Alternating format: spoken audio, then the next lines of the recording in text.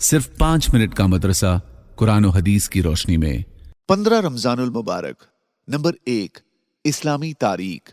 दूसरी जगह जरूरत पड़ने पर मुअल्लिम का इंतजाम करना। खैरुल कुरून में अक्सर ऐसा होता है कि इल्म दीन सीखने के लिए अगर दूसरी जगहों से मुअल्लिम को बुलाने की जरूरत पड़ती तो वो लोग उसका भी इंतजाम किया करते थे।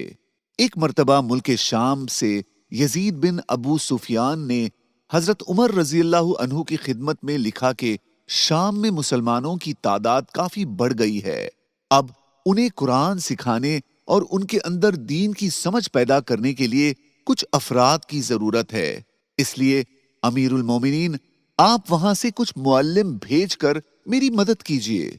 ये खत मिलते ही हजरत उमर रजीअल्लाहु अन्हु ने हजरत मुआज बिन जबल, हजरत उबादा बिन सामित, हजरत उबय बिन काब, हजरत अबू अय्यूब और हजरत अबू दर्दा रज़ियल्लाहु अन्हुम को बुलाया और उनसे कहा कि शाम के भाइयों ने कुरान की तालीम और दीन की समझ हासिल करने के लिए मुअल्लिमीन की दरख्वास्त की है, तो तुम पांचों में से 3 अफराद चले जाओ। चुनांचे उनमें से हजरत उबादा बिन सामित, हजरत मुआज बिन जबल और हजरत अबू दर्दा रज़ियल्लाहु अन्हुम चले गए। नंबर 2, अल्लाह की कुदरत। हाथी।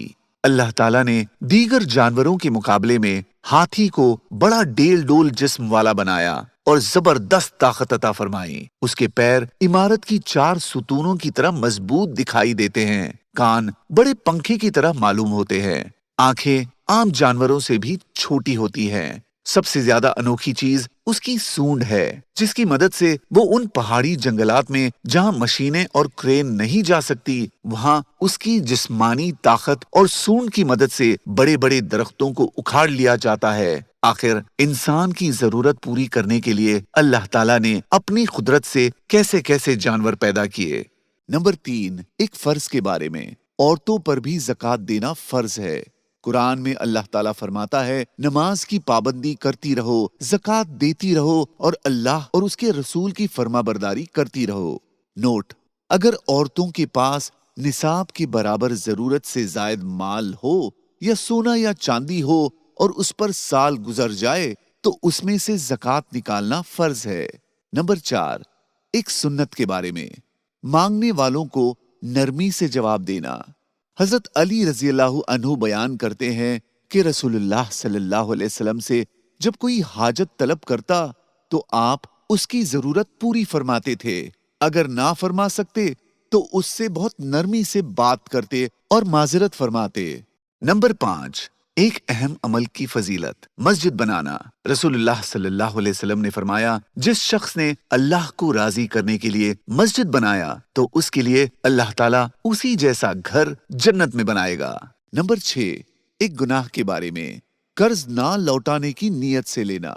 रसूलुल्लाह सल्लल्लाहु अलैहि वसल्लम ने फरमाया, जो शख्स किसी से कर्ज ले और दिल में ये पक्का इरादा कर रखे कि कर्ज पूरा पूरा नहीं लौटाएगा तो वो अल्लाह से एक चोर की हालत में मुलाकात करेगा। नंबर 7, दुनिया के बारे में।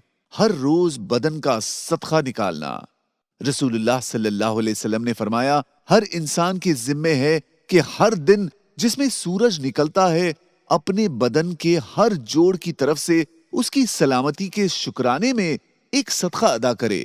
नंबर 8, आखिरत के बारे में। जन्नती का ताज। रसूलुल्लाह सल्लल्लाहु अलैहि वसल्लम ने फरमाया, अहले जन्नत के सर पर ऐसे ताज होंगे जिनका अदना से अदना मोती भी मशरिक और मगरिब के दरमियान की चीजों को रोशन कर देगा। नंबर 9, तिब्बे नबवी से इलाज, तलबीना से इलाज। हजरत आयशा रज़ियल्लाहु अन्हा बीमार के लिए तलबीना तैयार करने का हुक्म देती थी और फरमाती थी कि मैंने रसूलुल्लाह सल्लल्लाहु अलैहि वसल्लम को फरमाते हुए सुना, तलबीना बीमार के दिल को सुकून पहुंचाता है और रंजो गम को दूर करता है। नोट: जौ बार्ली को कूट कर दूध में पकाने के बाद मिठास के लिए उसमें शहद डाला जाता है, जिसे तलबीना कहते हैं। नंबर 10, कुरान की नसीहत। नमाज कायम करो और ज़कात अदा करो। कुरान में अल्लाह ताला फरमाता है, और नमाज कायम करो और ज़कात अदा करो और याद रखो कि जो भलाई का अमल भी तुम खुद अपने फायदे के लिए आगे भेज दोगे उसको अल्लाह के पास पाओगे।